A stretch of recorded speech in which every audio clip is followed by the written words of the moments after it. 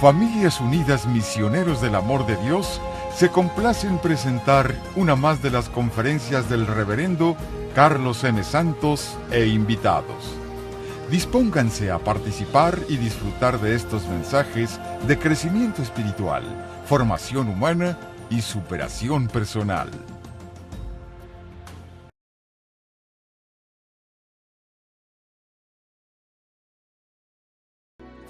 En este curso que estoy dando, estamos tomando la vida de Francisco de Asís como un trampolín para aprender, para tirarnos a la alberca de la vida espiritual.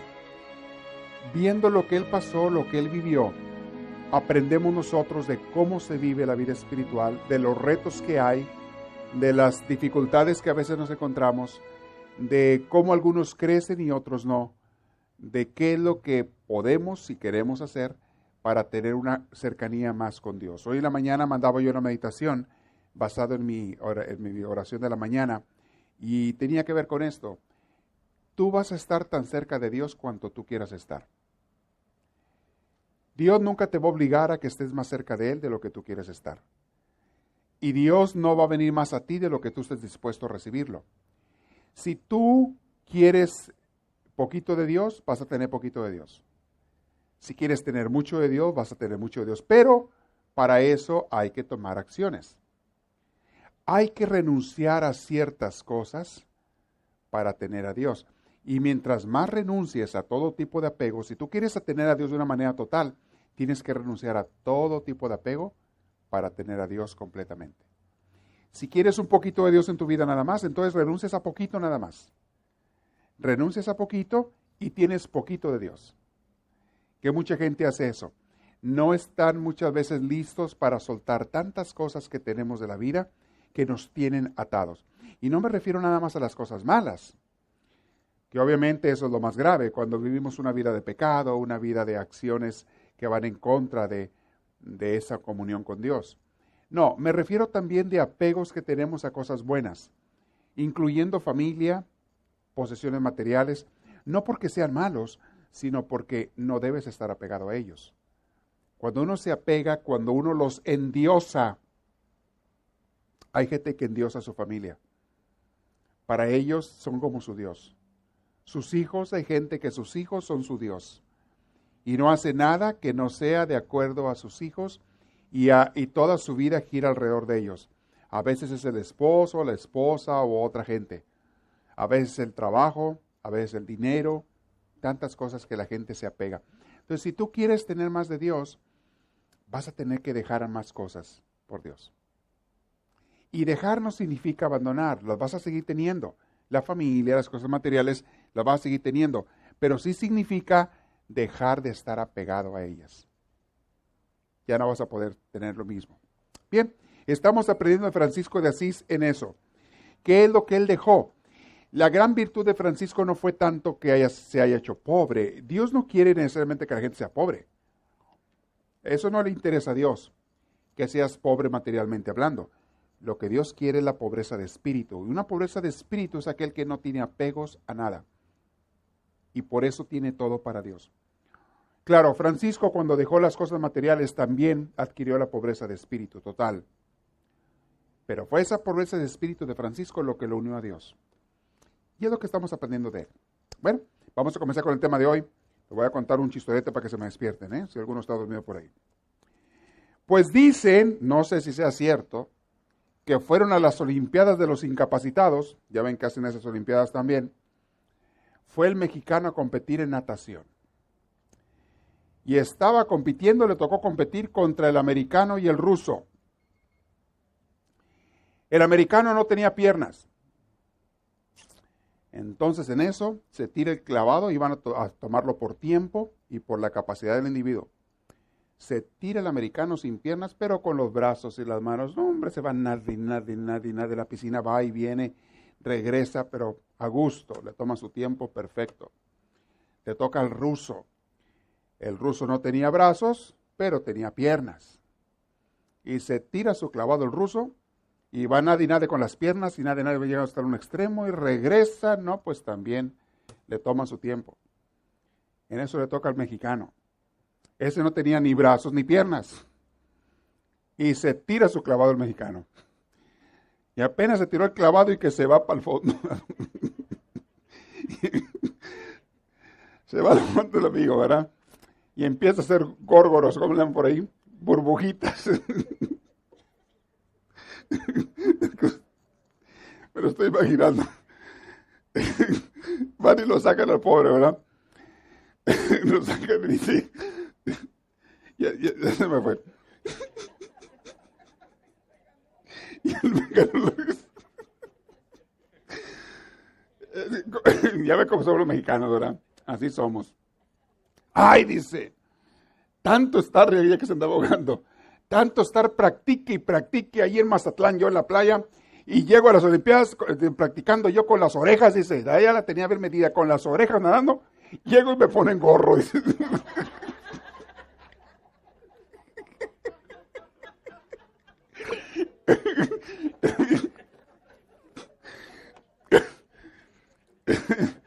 No sé si me lo conté. Practicando con las orejas al amigo, ya sabía nadar. Llego y me ponen gorro. Dice, pues, se anda ahogando el pobre ingrato. Bueno, no creo que haya sido, no sé si sea cierto, ¿verdad? Que pasó eso, pero me ganó la risa porque me lo estaba imaginando al amigo ahí tragando burbujas, así tragando agua ahí. Le sacaron. Bueno, muy bien.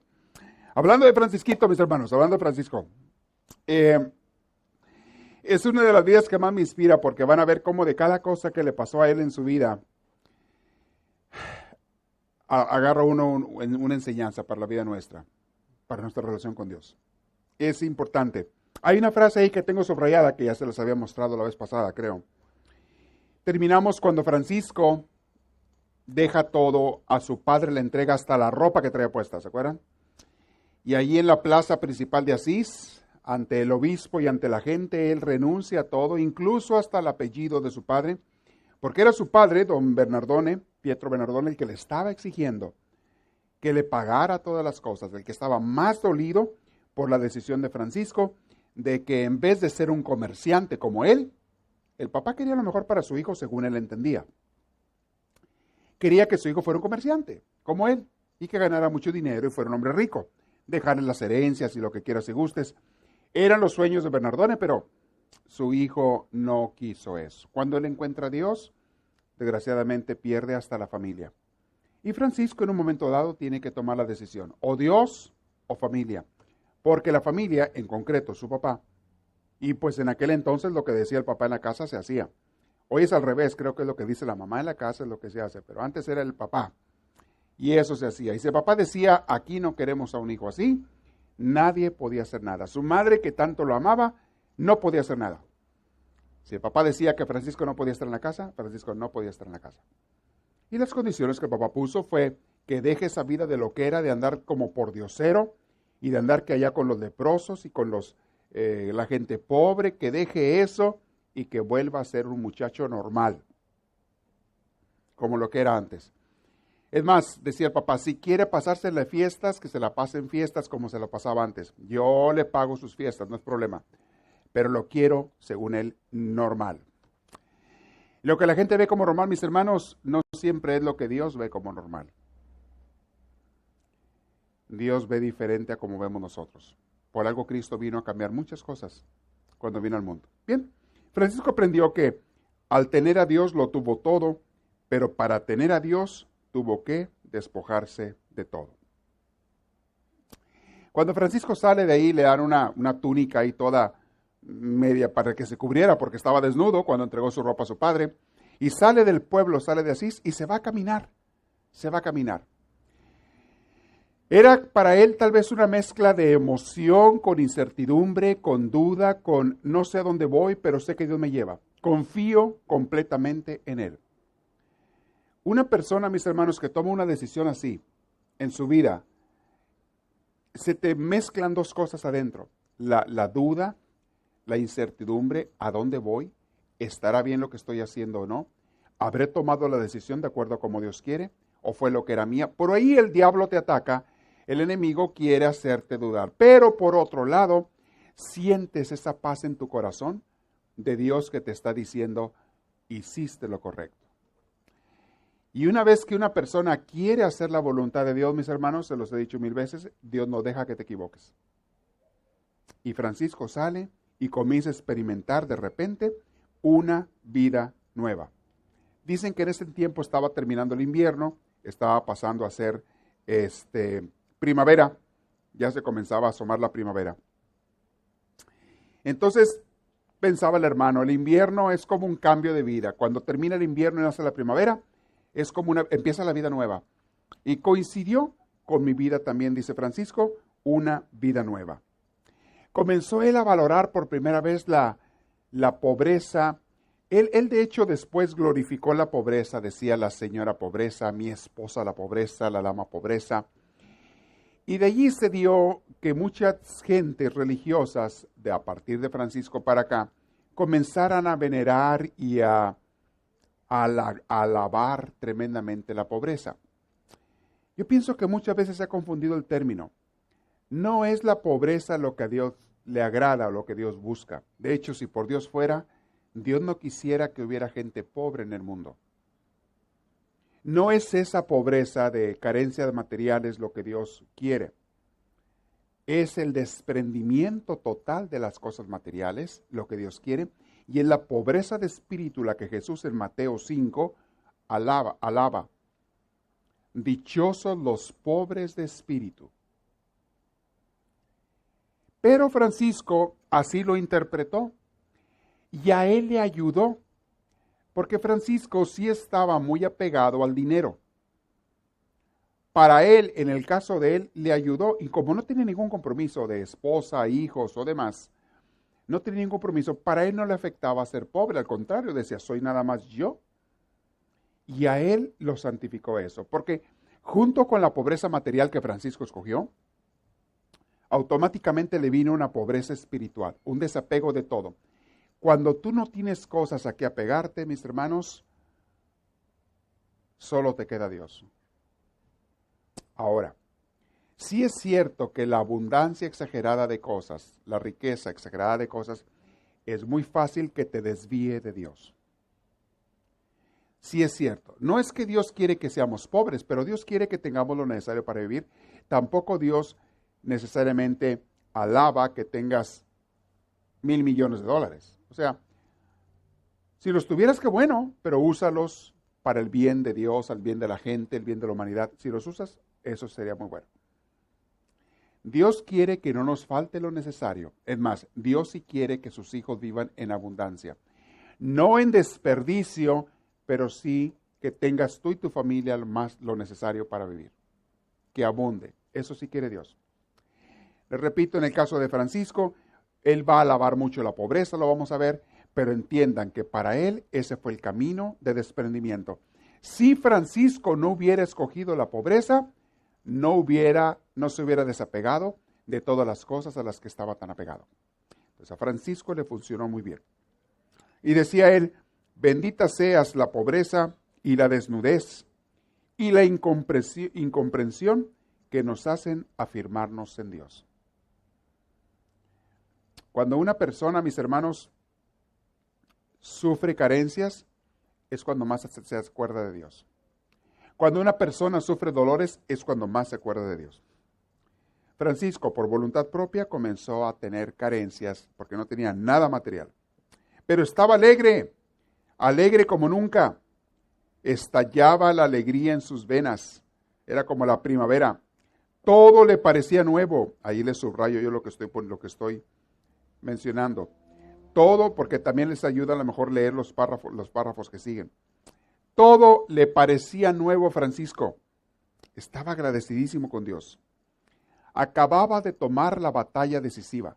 Acababa de tomar la decisión máxima. Lo dejó todo para seguir a Dios.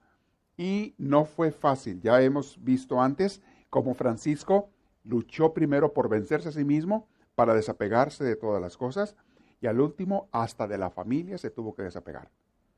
Porque en este caso su padre no lo dejaba caminar con Dios. Ahora, más adelante va a volver a aparecer su papá. Van a ver, lo vamos a mencionar.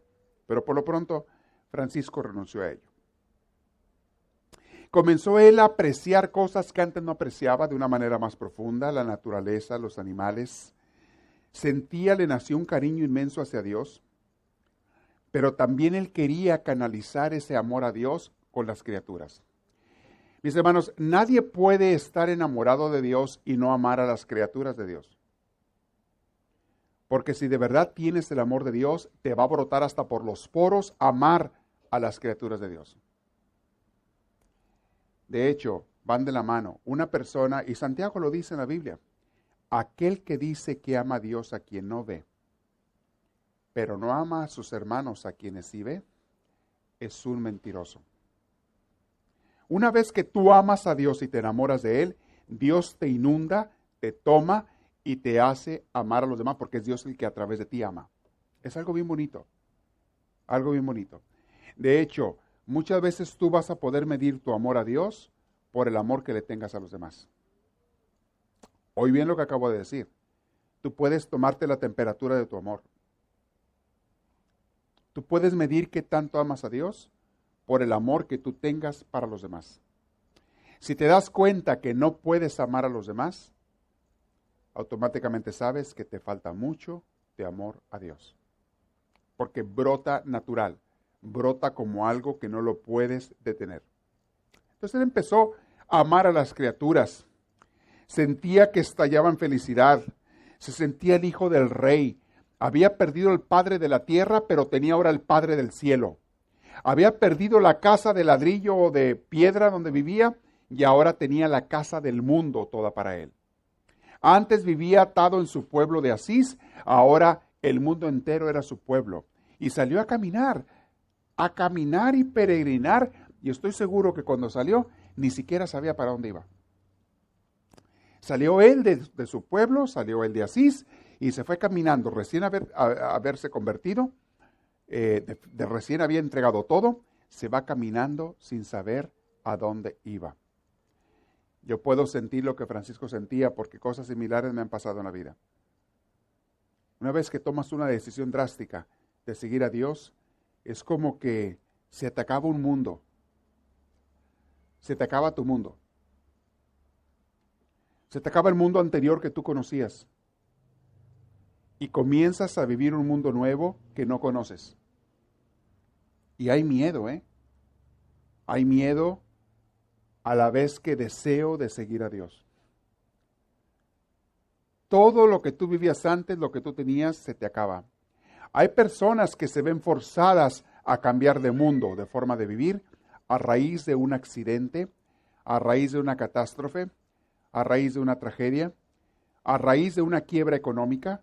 Hay personas que se ven forzadas a empezar una vida nueva. Hay otros que lo hacen por voluntad propia, como Francisco. Pero mis hermanos, comenzar una vida nueva no es necesariamente algo malo. Muchas veces es lo mejor que te puede pasar en tu vida. Y lo recordarás siempre como el momento, como el parteaguas en tu vida, como el momento en que cambió todo de un giro de 180 grados. Vivías de una manera y ahora comenzaste a vivir de otra. Hay personas para quienes ese cambio se da el día que se casan, en el matrimonio. Hay personas que es el día en que perdieron el trabajo y consiguieron otro que no conocían. Hay personas que es el día, como les dije hace rato, que les sucedió una tragedia, cambia todo en su vida. Un accidente, una enfermedad, cambia todo. Conozco muchas personas que el día que les descubrieron una enfermedad mortal, como un cáncer o un SIDA o algo así, que les dijeron, ¿sabes qué? Esto es algo que no tiene cura. Si es que es algo que no tiene cura. Ese día la vida les cambió totalmente. Y conozco a personas que les cambió para bien cuando les descubrieron ese mal. Después del shock inicial, después del el miedo y la confusión iniciales, después del reniego y el enojo y la frustración iniciales, muchas veces les viene una vida de paz. Una vida de tranquilidad y más que eso, una vida de saber apreciar y valorar cada segundo de su vida. Porque saben que cualquier rato lo van a perder. Y empiezan a saborear como jamás lo habían hecho su vida. Y te lo dicen ellos. A mí me lo han dicho personas. Yo comencé a vivir cuando me enteré que me iba a morir. Fue entonces cuando comencé a vivir. Fue cuando me di cuenta que todas las cosas que yo antes valoraba eran puras cosas secundarias o terciarias o basura. Y que las cosas que de veras valen la pena, yo las tenía descuidadas, empezando por mi familia. Y ahora quiero darles cada segundo de mi vida a esas personas y a esas cosas que de verdad valen, especialmente a Dios. Hay gente que les cambia la vida. A Francisco le cambió toda la vida, no porque le haya sucedido algo, sino porque él decidió entregar todo para seguir al Señor.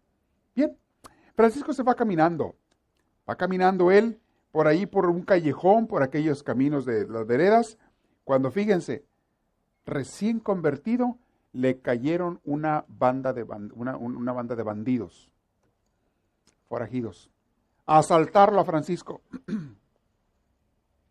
Imagínense.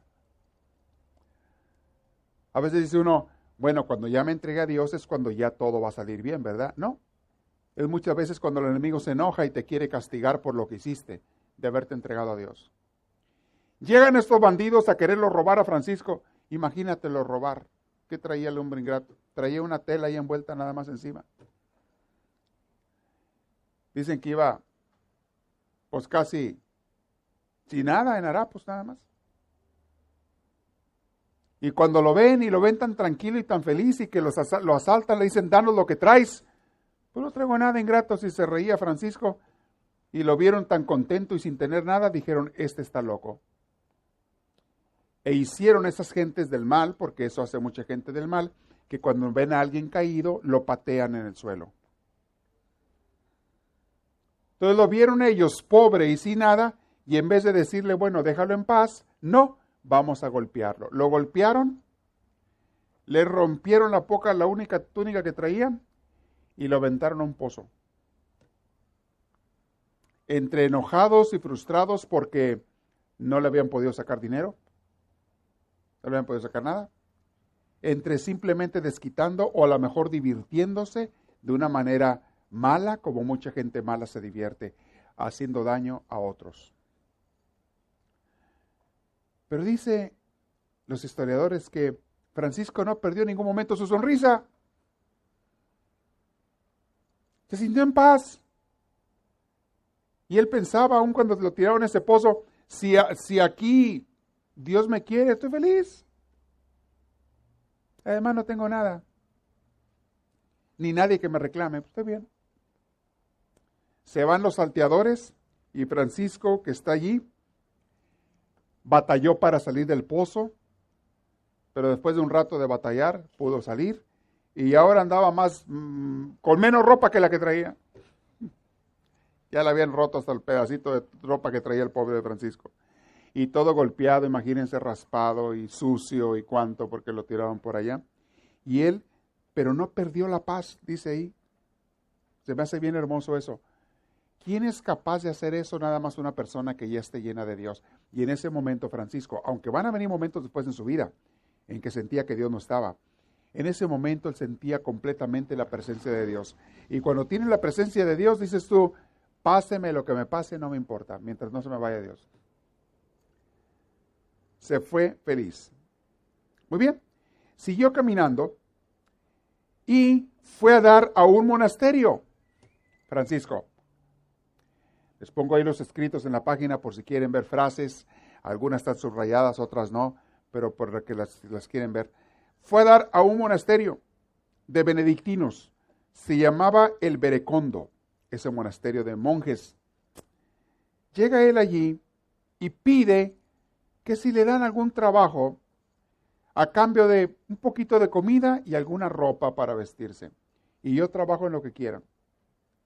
Los monjes, pues desconfiados, no lo conocían. Y luego lo vieron así todo harapiento y cuanto. Pues por compasión lo dejaron pasar. Y lo pusieron a trabajar en la cocina, a lavar platos y ollas. Y en la noche le dieron por allá a los fondos del convento, del monasterio, un cuartito para que ella durmiera. Francisco encantado, encantado. Se puso a trabajar, le daban comida, de la comían ahí los monjes, y lo único que nunca le dieron fue ropa. Siguió como andaba. Dicen los escritores que lo trataron como lo que se veía. La gente muchas veces te va a tratar según tú andes vestido. Si andas vestido bien, te tratan bien. Si andas vestido mal, te tratan mal. ¿No se han fijado en eso? Entonces, si lo vieron a él, pues todo harapiento, pues ese es un pobretón, ¿sabe quién será? Lo siguieron tratando como tal y no hicieron la lucha por sacarlo. Consideraron los monjes que ya era suficiente con que le dieran algo de comida y un lugar para dormir. Francisco estaba feliz, por un lado, encantado, porque pues tenía donde dormir, se la pasaba en el día trabajando, entre trabajando y orando. Y dicen los autores, los escritores, que en la noche estaba tan gozoso que casi ni dormía de estar platicando con Dios. No le daba sueño. Estaba encantado platicando con Dios. Pero no era nomás platicando, era expresándole su amor y sintiendo el amor de Dios. Duró ahí Francisco varios días, estuvo él allí y pues nunca le dieron que ponerse de ropa, hasta el momento que dijo él, bueno, pues yo creo que es tiempo de irme. Llegó un día en que se despide de los hermanos y se va. Dicen que por el camino de repente le daban ganas de pensar mal de los monjes. Le llegaba la tentación, mira, yo les pedí algo de ropa que me dieran, una túnica, no pedía ningún lujo, simplemente un trapo para cubrirme, porque andaba casi desnudo el pobre, no les pedía nada. Y le llegaba la tentación de pensar mal de ellos, pero inmediatamente el Espíritu Santo le decía, no, Francisco, no te toca pensar mal de nadie. Y él decía, sí, cierto. Además, uno que es pobre, si he escogido la pobreza, ¿por qué voy a reclamar nada? Si Dios me quiere dar algo, que me dé, y si no, no hay problema. Y salió así él allí. Los monjes lo trataron, dice el escritor, todo el tiempo como a un pobre hombre conforme a su apariencia. Y el hermano se fue semidesnudo tal como había venido, así como vino. El prior, o sea, el superior de esos monjes, dicen que años después, cuando Francisco ya era famoso, porque años después era muy famoso y lo seguían miles de gentes, ese prior fue a pedirle perdón a Francisco, a pedirle disculpas por no haberlo tratado mejor cuando estuvo en el monasterio. Ahí Francisco le dijo, no te preocupes, eso era lo que Dios quería para mí en ese momento, no hay problema, no hay ningún problema. Pero bueno, así pasa.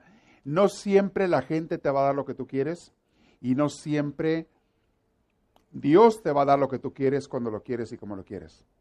Muchas veces Dios tiene otro plan. Quizá en ese momento Dios no quería que Francisco se apegara ni siquiera a un pedazo de ropa, ni siquiera una tela. Pero bueno, sale del monasterio y se acuerda Francisco que tenía un amigo en un pueblo que se llama Gubbio. Y dijo, ese amigo a lo mejor me va a dar alguna ropa. Y se va hacia ese pueblo. Y efectivamente, ese amigo Gubbio tenía dinero. Cuando llega él para allá, a ese pueblo, lo reciben con los brazos abiertos. Primero la gente pensaba que era un loco. Lo veían pasar por las calles, es un loco. Pero cuando su amigo lo reconoce, allí lo ve y lo recibe con los brazos abiertos y le pone una ropa que era la ropa de los peregrinos. Dice aquí el escritor, el hermano se dejó vestir por así se llamaba la familia, Espadalunga, y lo cubrieron con el atuendo de los peregrinos y ermitaños. Dice, era una túnica con cinturón de cuero, zapatos y un bordón de caminante. Una túnica simple encima, con un cinturón de cuero. ¿Han visto en las películas que Moisés anda así, o que los profetas te los piden, los apóstoles, una túnica encima, un pedazo de tela, y luego se la detienen con un cinturón aquí, la tela, se lo amarran, y luego con un cordón, a veces un cordón, con eso lo amarran, y luego su palo de peregrino y unos zapatos. Y Francisco les dio muchas gracias a ellos y se retiró. Dice el autor, hay ricos que tienen corazón bueno. Hay ricos que tienen corazón. A veces es fácil que una persona que tiene mucho se enamore de su dinero y se olvide de hacer el bien. Pero hay otros que sí tienen corazón bueno y este era uno de ellos y lo trataron muy bien. Se despide, Francisco se regresa a Asís y al primer lugar que llega no fue a San Damián, a la iglesia donde vivía o donde ya había estado viviendo, sino que va con los leprosos a una leprosería que se llama San Salvatore de Lepareti y va con ellos y empieza él a compartir con ellos sus palabras de Dios. Yo quiero pensar en Francisco, ¿qué les decía de Dios a la gente? Era un hombre tan inspirado que seguramente sus palabras escurrían miel de amor a Dios. Era un hombre tan enamorado de Dios que cuando hablaba hacía que otros se enamoraran de Dios. Su manera de hablar los contagiaba. Y cuando le hablaba a los leprosos, les decía que ellos eran los favoritos de Dios. Porque mientras más sufriera una persona, más cerca estaba del corazón de Jesús. Les decía eso, los hacía sentir bien. Este domingo, si Dios quiere, voy a predicar sobre eso y ojalá no se pierda la Eucaristía. Voy a predicar de cómo uno tiene el poder de tratar y hacer sentir bien a los hermanos de la iglesia. No solamente el poder, también tenemos el deber de hacerlos personas, levantarnos unos a otros. Todos estamos en proceso de crecimiento, mis hermanitos, y es nuestra obligación ayudarnos unos a otros a crecer, con mucho amor, con cariño, motivarnos, apoyarnos. Cuando alguien se caiga, levantarlo, tenderle la mano, pero apoyarnos para caminar cada día más cerca de Dios. Todos, niños, jóvenes y adultos. Es algo hermoso que Dios quiere que hagamos, que nos ayudemos unos a otros. Francisco, cuando llegó con los leprosos, eran gente que se sentía deprimida, obviamente, por su enfermedad mortal. Aparte, enfermedad dolorosa. Y aparte, enfermedad vergonzosa, que yo no sé qué es peor. Si el que tu enfermedad sea mortal, o que sea dolorosa, o que sea vergonzosa. A estos pobres leprosos se les caía la carne a pedazos y olían horrible. Nadie se les quería acercar. Olían a carne podrida. ¿Han olido ustedes la carne podrida? ¿Verdad que es un olor horrible? ¿Han olido un perro muerto cuando pasan por una carretera a veces allá en el monte y cómo huele un animal muerto? Así huele la gente en vida, los leprosos, porque la carne se les está pudriendo y la tienen abierta. Es una bacteria que está comiendo la carne. Y tienen sus heridas abiertas y se las tienen que estar vendando y lavando para que no se infecten más. Y lavando y vendando y cubriendo. Entonces, imagínate la vergüenza que has de sentir tú de arrimarte ante una persona y que la persona haga gestos, así arrisque las narices y se voltee para otro lado. Qué vergüenza, como que quisieras no estar allí. Y esta gente, pues casi nadie los buscaba. Eran pocos los que eran movidos por Dios, porque siempre hay alguien a quien Dios mueve. Siempre hay enviados por Dios. Uno de ellos, de los mejores, era Francisco de Asís, que iban a darles amor, cariño, cuidado y palabras de aliento a esos leprosos. Y Francisco hacía eso. Curioso, porque Francisco, antes de su conversión, él odiaba a los leprosos y a los mendigos. Que ni se le arrimaran, ni él se quería arrimar. Se vomitaba si veía uno por ahí en la calle. Y ahora los amaba. Cómo Dios te cambia el corazón. Ese giro de 180 grados te hace una persona nueva. Y se los digo porque cualquiera de nosotros nos puede pasar si tú te dejas. Dios te puede cambiar la vida totalmente para bien, para mejor. Y aquello que antes le causaba repugnancia a Francisco, de repente no siente más que amor y ternura y cariño por estos hombres y mujeres que estaban allí leprosos, y va él a darles eso, cariño y amor, y palabras de aliento, y hablarles de lo mucho que Dios los ama. Los hacía a aquellos hombres, dice, y mujeres, hasta llorar de gozo con las palabras que le decía, y les contaba cuentos. Hay un cuento muy tierno que dice así, se lo voy a leer. Dice, ahora quiero contarles una historia, dice Francisco, les dice a los leprosos. Porque a estos leprosos también se les conocía como hermanos cristianos, con un término de cariño, de amor se les conocía a ellos. Dice, ahora quiero contarles una historia. Decía Francisco, una vez allá en el cielo, imagínense Francisco en la tarde, por ahí en la noche, platicando con todos los leprosos alrededor de él. No sé, en sus mesas o en sus sillas que tenían ahí en el leprosario. Platicando con ellos. Después de haber comido o después de haber cenado algún pedazo de pan o algún caldo que alguien les llevó o que les daban. Y les contó un cuento. Una vez allá en el cielo, el Señor llamó al arcángel más brillante y le preguntó, adivina quiénes son mis predilectos en el mundo. Los niños, respondió el arcángel. Bueno, mucho los quiero, dijo Dios, pero no son ellos. Ah, los pobres, prosiguió el arcángel. Me encantan los pobres, dijo Dios, pero hay otros más queridos.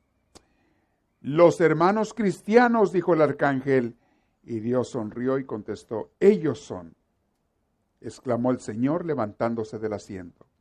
Ellos son los que más me recuerdan a mi hijo sumiso y entregado a la muerte.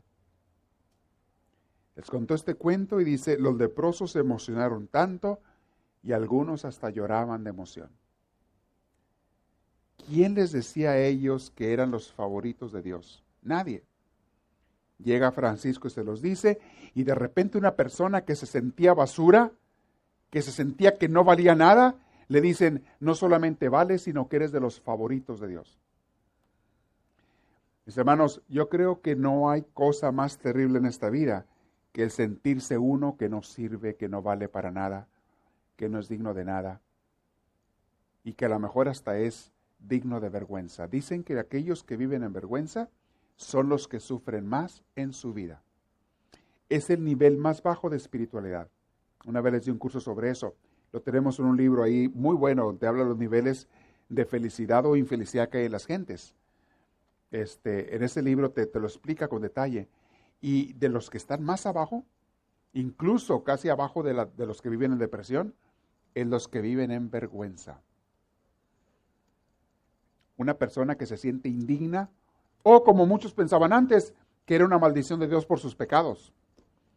Imagínate, indigno y castigado de Dios, porque así pensaban ellos.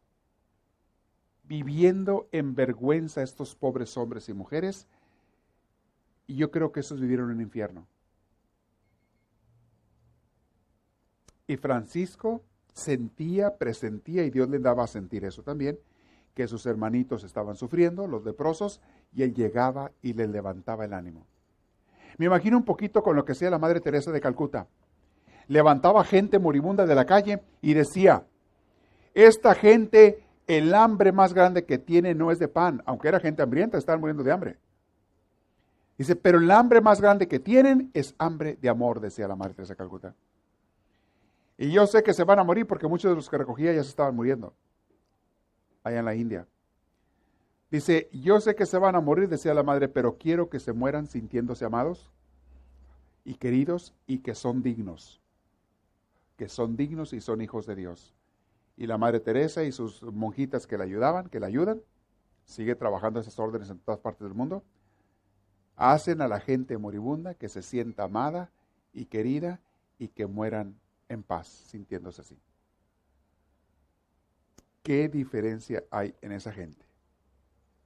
Francisco les lavaba los pies, les vendaba las heridas, les extraía las escamas que les salen, porque le empiezan a salir escamas primero, antes de que la piel se te empiece a caer. Les lavaba su piel y lo hacía con mucho cuidado para no lastimarlos, para no causarles más dolor a ellos. También les preparaba la comida.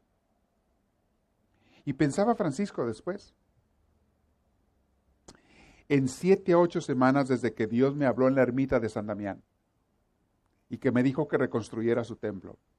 Apenas han pasado 7 a 8 semanas y cuántas cosas hermosas han pasado en mi vida. Cuando empiezas ese giro en tu vida de cambio total, de repente te maravillas de cómo pasan los días y cada día hay una cosa nueva y una cosa nueva y otra cosa nueva. Y le pasaron cosas dolorosas también. Acuérdense que lo asaltaron, lo golpearon. Luego en el monasterio, pues, no le dieron ni siquiera una ropa. Y eso que él estuvo trabajando, ayudándoles ahí. Y no pedían ninguna paga. Él no pedía salario, simplemente pedía que le dieran algo de comer y algo que ponerse encima. Y sin embargo, aunque pasaban esas cosas, él permanecía en paz, en la paz de Dios. Francisco estaba empezando una vida nueva, mis hermanos, pero una vida con Dios. Cuando tú empiezas una vida nueva, no importa lo que sea, por desconocida que sea, si vas con Dios, no te tienes que preocupar. Y es como iba Francisco. Aunque, les digo, muchas veces te vienen los ataques del enemigo. Los autores no lo escriben mucho esto, pero yo sé cómo trabaja Dios y cómo trabaja el enemigo. Y yo sé que muchas veces a sus oídos el enemigo le dijo, Francisco, estás loco. Esto que estás haciendo no es de Dios. Estos son loqueras tuyas. Mira cómo hasta las personas consagradas, los monjes y demás, viven en una casa normal. Y tú, Francisco, con estas loqueras, esto no es de Dios. Tú estás inventando cosas. ¿Cuántas veces en su interior Francisco tuvo que luchar con estas dudas? Con estas confusiones. No crean, mis hermanos, que una persona que se entrega a Dios deja de ser atacada. Al contrario, son los más atacados. ¿Quién había hecho lo que Francisco había hecho? Nadie. Estaba él abriendo caminos nuevos. Ni siquiera se sabía de alguien que hubiera hecho algo similar. Pero él así interpretaba la vida de Jesús. Y él decía, Jesús no tenía nada, vivía en las calles y demás, pues yo voy a vivir igual. Así la interpretaba Francisco. Y así lo vivió, y así llegó a ser quien llegó, un gran santo. Pero bueno, él estaba dentro de la confusión, dentro de estar batallando, él se sentía libre, se sentía feliz, y así llegó él a San Damián. Empezó él a preparar cómo reparar la capilla otra vez en San Damián, la iglesia de San Damián. Y empezaba él a recordar los cambios de su vida. Hay muchas reflexiones muy hermosas que este libro del Padre Larrañaga nos dice.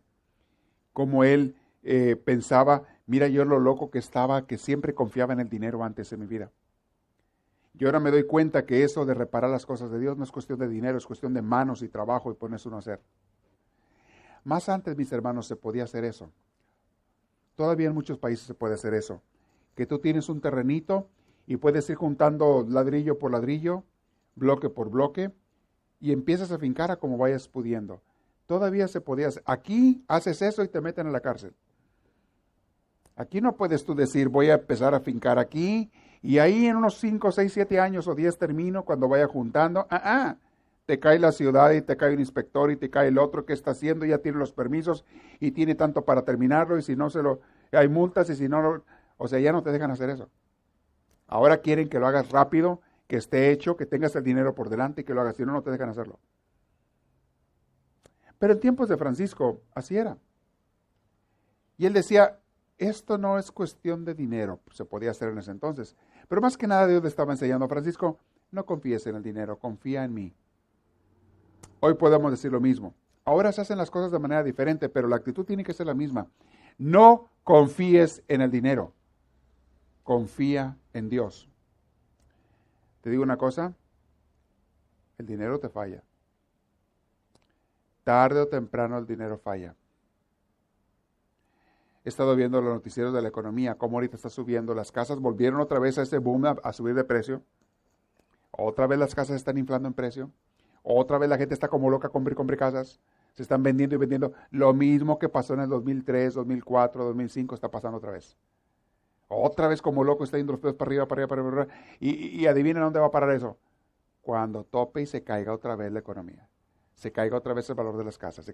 Es el mismo cuento. Pasó a principios de los 90, si ustedes se acuerdan. Aquí. Hubo ese boom y ¡pum! Se cayeron todos los precios. La gente perdiendo las casas, entregándolas. Debían más que lo que valía la casa. Fue un desorden, yo me acuerdo, al principio de los 90. No sé si ustedes se acuerdan, 91, 92, por ahí. Vuelve a pasar ahora, 2008. Otra caída. Ya pasaron 5 años y está otra vez volviendo a subir y otra vez va a caer. Y esos son los ciclos de la humanidad, nunca van a cambiar. ¿Qué te quiero decir con eso? Mis hermanos, ni en el dinero puedes confiar porque un día lo tienes y otro día no. Un día viene y otro desaparece. ¿Sabes qué? Úsalo. Dios nunca va a hacer que te falte lo que necesitas. Úsalo, pero no confíes en Él. Un día está y otro día se va. Y aun cuando está, aunque se quedara toda la vida, no es Él el que te va a dar la felicidad. Como estábamos viendo hace rato la vida de unos artistas. No es el dinero lo que te va a dar la felicidad. Dios sí quiere que tengamos lo necesario y uno tiene que trabajar y hacer lo que tiene que hacer para tener lo necesario para vivir, para hacer obras de caridad, para hacer obras de amor, para darle su diezmo a Dios. Eso sí hay que hacerlo. Y Dios te lo va a dar y mientras tú lo des, me lo uses bien, te va a dar más. Pero lo que no quiere Dios es que nos endeudemos con Él. Francisco estaba viendo eso. Tiene algunas frases ahí que subrayé. Vana ilusión, dice él, lo que es tener el dinero en la mano. En cambio, el trabajo, el sudor, el amor, herramientas de la señora pobreza, son las que construyen las obras del Señor. Hubo un incidente muy interesante. En aquel entonces, todavía, en muchos templos, en el nuestro también, se tiene una lámpara del Santísimo. ¿La ven aquí? Se tiene una lámpara del Santísimo que te está indicando esa lamparita, generalmente roja, que la Santa Eucaristía está allí. Entonces, todos los templos de ramas católicas especialmente, y otros ortodoxos y todas esas ramas católicas, tienen un sagrario, donde está el Santísimo, las hostias consagradas Jesús, y una lámpara que se supone que nunca se debe de apagar. Al menos nunca cuando hay gente. Porque nos tiene que estar recordando esa lámpara que Dios está allí de manera especial. Bueno, en la capillita de San Damián tenían su lámpara, pero antes no había electricidad, eran de aceite. Y había que estarle echando aceite a la lámpara, pero pues no tenían dinero. En esa capilla de San Damián que estaba reconstruyendo Francisco, vivían él y el sacerdote ya mayor que estaba allí, ustedes se acuerdan, el sacerdote que estaba encargado del lugar. Estaban ellos dos. Y Francisco un día, pues bueno, tenía que salir él a limosnear, a pedir a ver quién le regalaba un poquito de aceite para la lámpara del Santísimo. Le preocupaba más conseguir eso a él que muchas veces su misma comida, que conseguir comida. Pero bueno, él salía a buscar. Y él iba, tocaba las puertas, en las plazas también de las iglesias andaba allí, y les pedía a la gente, empezaba a predicar. Empezaba a hablar de Dios. Y se empezaba a correr entre la gente el rumor. Unos decían que era un santo y otros que era un loco. Había de los dos. Siempre ha sido así. Lo decían de Cristo, de los profetas, de los apóstoles, de todo mundo lo dicen. Unos dicen que es un santo y otros que es un loco. Pero en realidad lo que pasa es que cada quien habla de acuerdo a lo que traiga adentro. El que trae suciedad adentro de su corazón piensa que los demás son sucios, igual que él. El que trae santidad dentro de su corazón piensa que los demás lo que hacen, lo hacen por santos, igual que él. Dice una frase que nunca se les olvide: cada quien como vive juzga. Hay otra frase que decía mi madre: el león cree que todos son de su condición. ¿La han oído esa? Y es lo mismo. Cada quien juzga a los demás de acuerdo a lo que traen adentro. Entonces había gente que decía que Francisco estaba loco, estaba chiflado, que se le había botado la canica, pero había otros que decían que era santo. Y aquellos que se decían que estaba loco, escuchaban a los que decían que era santo y se reían, se burlaban, hacían chistes y bromas de Francisco para burlarse de él. Pero bueno, un día que no tenían dinero, se fue a pedir dinero, a pedir aceite para la lámpara del Santísimo de casa en casa. Y él conocía la casa de un propietario de grandes olivares. El aceite lo sacaban de las olivas, las aceitunas. De eso, por miles de años se ha sacado el aceite que la gente lo usaba para muchas cosas. Ese aceite lo usaban para cocinar, lo usaban para sanar las heridas, lo usaban para las lámparas, era una cosa muy, muy valiosa el aceite de oliva. Lo usaban para muchas cosas. Entonces va con este hombre que tenía olivares y él tenía como una tiendita donde él vendía por barriles, si tú querías, o por litros, como quieras, te vendía el aceite de oliva. Y llega él y cuando iba llegando a la casa, se asoma y ve que ahí están muchos de sus antiguos amigos. Sus amigos de aventuras y de parrandas, muchachos que pues habían seguido su vida normal. Y la primera reacción de Francisco fue de frenarse. Se frenó cuando los divisa, ellos no lo habían visto a él. Se frenó cuando los divisa, le da vergüenza y se regresa. ¿Alguno de ustedes le ha pasado eso alguna vez que llegaste te vas a encontrar en la calle con alguien que conocías y te hace como que no estás presentable o como que no estás así para que te vea y mejor te escondes y te agachas y te vas por otro lado? ¿Nunca les ha pasado eso? No, ok, ya saben de qué estoy hablando. ¿Saben que eso es pura vanidad? Es puro ego. Es puro querer yo sobresalir y que me vean bien y me acepten y me aprecien bien. Eso es. Y se sienten inseguro porque en un momento no te sientes capaz de que te acepten, te aprecien, te alaben o qué sé yo. Le pasa eso a Francisco. Se frena cuando divide a sus amigos y se regresa. Estaban ahí en la casa donde iba a pedir el aceite. Dice el autor, en un instante, desde las cenizas dormidas, se levantaron los restos de su vanidad, no del todo extinguida, paralizándole las piernas, se paralizó. La vanidad nunca duerme, ahí está dentro. Por más que ya era un hombre de Dios, hasta que se muera uno seguirá teniendo las debilidades humanas. Y la vanidad, pues es una debilidad que mucha gente tiene. El que te vean bien, te alaben, te reconozcan. Hay gente que nunca va a salir a la calle si no se pone 10 kilos de maquillaje. Bueno, 9.5, para no exagerar. Porque tienen esa inseguridad y esa vanidad y ese me tienen que aceptar, me tienen que esto y lo otro, y es puro ego. Por eso nos viene la inseguridad, porque queremos ser aceptados y creemos que no vamos a ser aceptados si no nos ponemos toda esa artificialidad. Y Francisco se regresó, al punto retrocedió y se fue por otra calle, para que no lo vieran. Pero cuando iba, Dios no se quedó callado. El Espíritu Santo no se quedó callado. Y oyó una vocecita dentro de él que le decía, responde, hijo de Bernardone. ¿Cómo se le llama a un caballero que reniega de su señor? O sea, Francisco, fíjate lo que está haciendo. Está renegando de Dios, de lo que has tomado tú por seguir a Dios. Y diciéndose esto, se dio una vuelta, un giro en redondo, y regresa a Francisco. Regresa para allá. Llegó pues a la casa, se mete él directo donde estaban sus amigos, y fíjate lo que pasó. Saluda a todos con naturalidad, a los antiguos camaradas. Curioso, todos se alegraron del reencuentro, a todos les dio gusto ver a Francisco, eran sus antiguos amigos. Se alegraron, en vez de rechazarlos, se alegraron. Y Francisco les dijo, amigos, empezó a confesarse ahí con ellos. Tengo algo que confesarles, mis amiguitos. ¿Saben que la confesión da mucho alivio, mucha sanación? Francisco se confesó. Ya no le importaba si lo rechazaban, lo que pasaba es que precisamente yo me tengo que dar un baño. Ahora yo, aunque me tengo que espinar yo solo, espinar este orgullo y este ego con la humildad. Y nada mejor para la humildad que una buena confesión. Y aquí ante ellos, que ni necesidad tengo de confesarme, pero es para mi humildad. Porque yo actué con orgullo y con vanidad. Y ahora me tengo que confesar.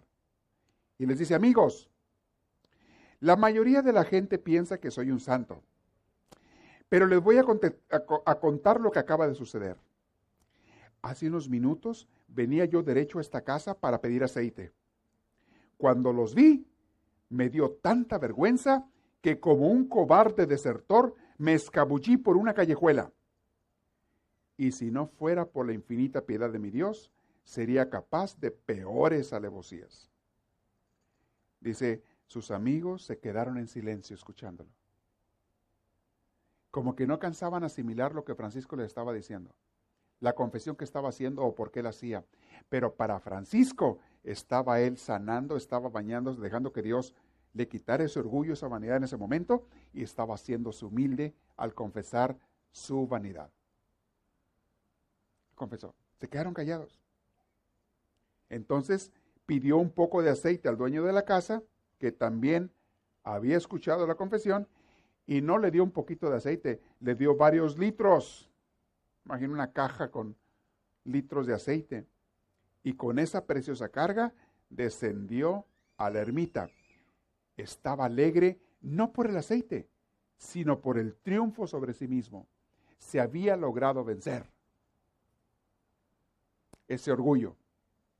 Hace unos días platicaba con unas personas y me decían, Padre, yo nunca pudiera ser como Santa Teresita Niño Jesús, que ella pedía hasta humillaciones. ¿Cómo voy a poder yo pedir que me humillen otras gentes para ser más humilde? Cuando uno quiere acercarse a Dios y ser una persona más a imagen de Cristo, pide las humillaciones o no las pides, pero las aceptas con amor. Las humillaciones te hacen humilde porque empieza a desaparecer el ego, el yo. ¿Qué es el ego, el yo? Esa imagen que tengo de mí mismo, de mí misma, que yo adoro y que quiero que los demás adoren también. O admiren, o respeten, o reconozcan, o qué sé yo. La gente se hace la ofendida cuando no la saludan. La gente se hace la ofendida. Porque me deben de saludar. Yo soy una imagen preciosa. Yo soy una estatua que vale oro. ¿Cómo es posible que alguien no me salude a mí? Pura vanidad y puro ego. Hay gente, y eso se usa mucho en la cultura americana, es algo que los mexicanos no tenemos tanto, pero los americanos lo he visto mucho yo. Muchos americanos se hacen los ofendidos si no te aprendes su nombre o si no lo pronuncias bien. Y tienen unos nombres tan raros algunos de ellos. No se te ocurra pronunciar mal el nombre de uno de ellos o escribirlo mal porque haz de cuenta que les hubieras enterrado un cuchillo en la espalda. Se sienten las gentes más ofendidas del mundo, puro ego y vanidad. Y todos tenemos, otros tenemos de otro tipo de egos y vanidad. A otra gente nos pasa mucho a los mexicanos que queremos ser reconocidos, admirados, que la gente sepa quiénes somos, que nos saluden, etcétera, etcétera. A veces en la misma familia nos ofendemos si alguien de la familia no nos da nuestro lugar. Así decimos, no me das mi lugar. Quiere decir, no me inflas mi ego. No me inflas mi vanidad. Y tú tienes la obligación de inflarme mi vanidad porque yo la tengo muy inflada. ¿Cómo hay eso? Francisco se confesó ahí, mis hermanos. Francisco se confesó. Y eso lo hizo una persona más humilde. Tremendamente. Vamos a ver en la próxima. ¿Cuáles eran los métodos que Francisco usaba para fincar la ermita, pero no solamente la ermita de piedra, sino la ermita de su corazón? Francisco empezó a descubrir maneras de él crecer espiritualmente, pero él no le llamaba así. Él le llamaba a acercarse más a Dios. Él le llamaba a ser más humilde. Él le llamaba a ser más obediente a Dios. Vamos a ver en la próxima cómo empezaba Francisco a hacer eso y cómo implementó métodos para, al estar reparando la basílica de San Damián, la ermita de San Damián, al estarla reparando, cómo inventó métodos para incluso usar eso como evangelización y conversión para otras almas. A principio lo hizo sin darse cuenta de lo que estaba haciendo, pero poco a poco él empezó a ser una luz que convirtió a otras gentes. Esos métodos los vamos a ver la próxima vez. Y cómo empieza él a cambiar su vida y a crecer y acercarse al Señor. Algo muy interesante. Luego por ahí se encontró con otra capilla para reconstruir. Eso viene en la próxima. Quiero saber si hay preguntas ahorita, si hay algunas preguntas que puedan hacerlas con toda confianza sobre lo que vimos u otro tema similar. Espero que se esté captando cómo estamos aprendiendo de la vida de Francisco para nuestra vida personal. Vemos lo que él pasaba y cómo son procesos y dinámicas que se dan en toda la gente y todos podemos mejorar en eso. ¿Alguien tiene una pregunta? Levántame el micrófono. ¿Quién no trae el micrófono por allá? ¿Alguien lo trae? ¿O está acá? ¿Quién va a ser el corredor o la corredora hoy?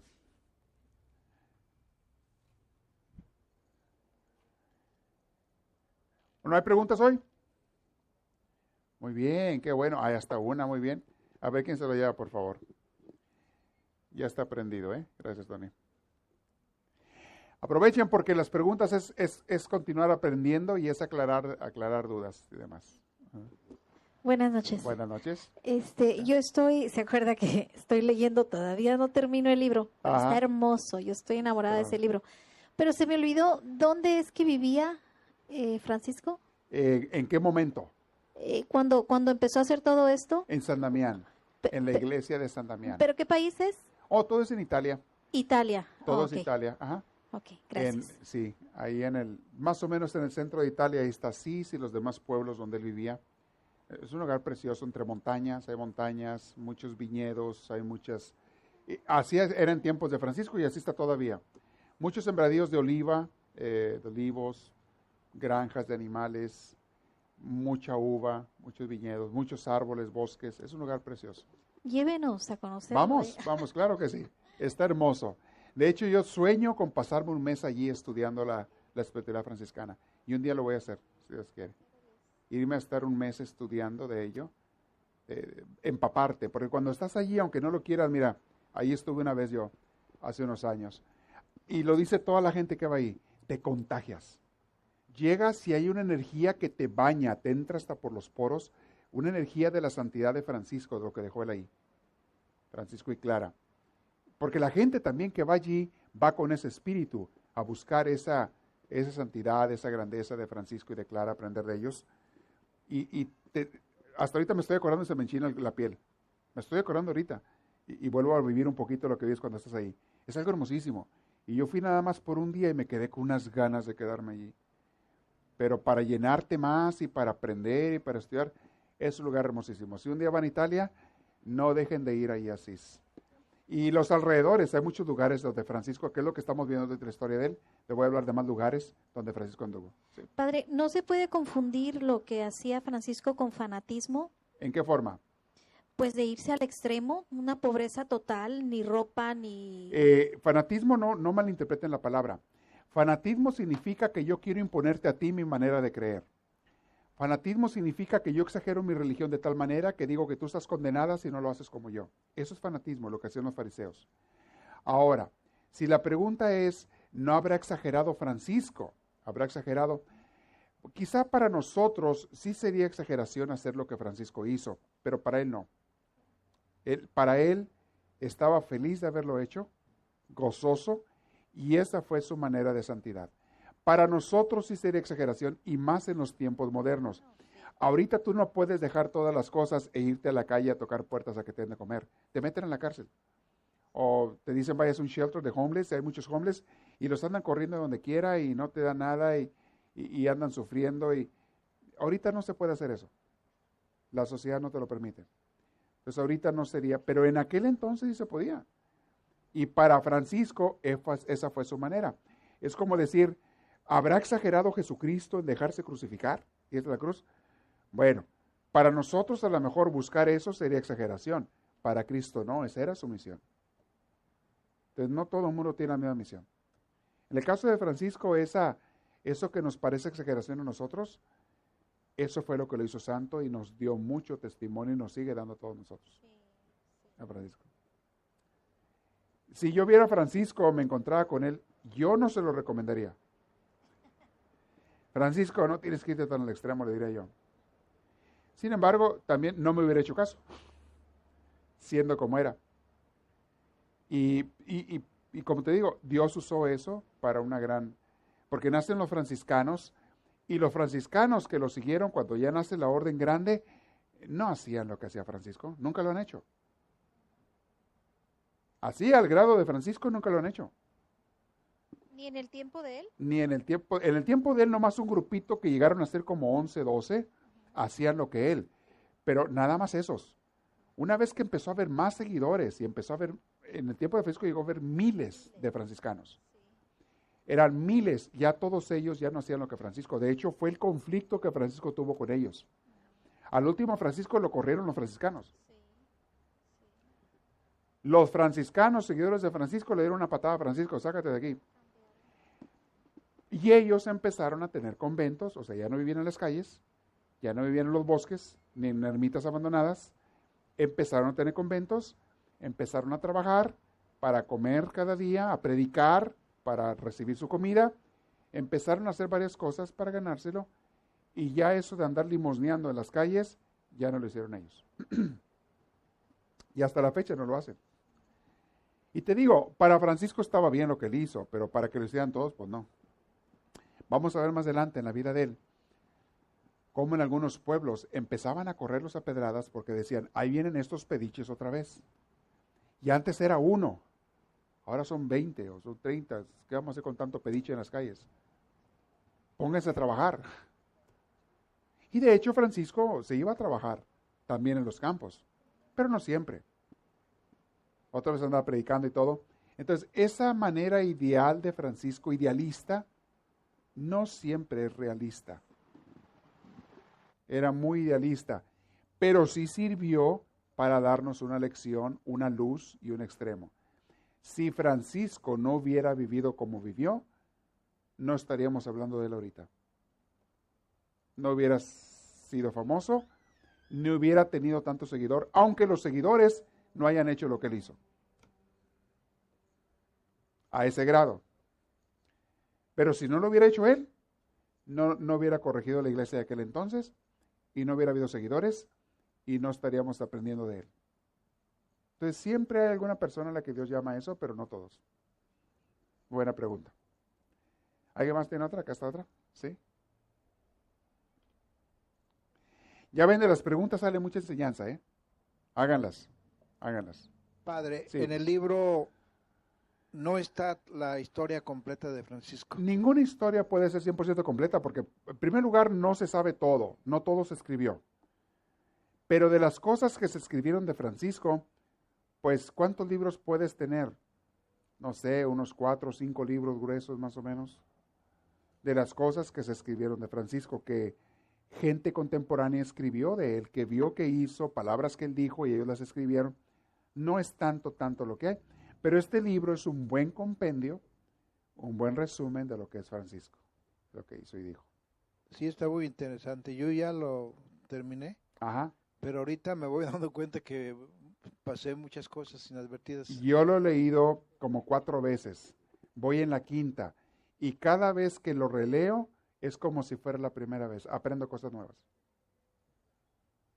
Lo leí hace 4 meses. Lo estoy leyendo otra vez para dárselos a ustedes y haz de cuenta que no me acordaba de muchas cosas o no sabía muchas cosas porque es tanta la información que se te quedan unas cosas y otras no. Lo vuelves a repasar y captas otras cosas que la vez pasada no agarraste. Hoy en la tarde estaba repasando para darle el material de ahora, lo que íbamos a ver ahora, y hoy en la tarde estaba yo subrayando cosas que antes no había visto. Y ya voy como en la 5ª vez que lo leo. Así son los libros que son llenos de luz y sabiduría, como la Biblia. No importa cuántas veces la leas, siempre vas a aprender algo nuevo. Sí, también te ganan los sentimientos a veces. Es algo bastante profundo, bien hermoso. Es un libro que les aconsejo a todos, ¿eh? ¿Hay otra pregunta por ahí? ¿No? Muy bien.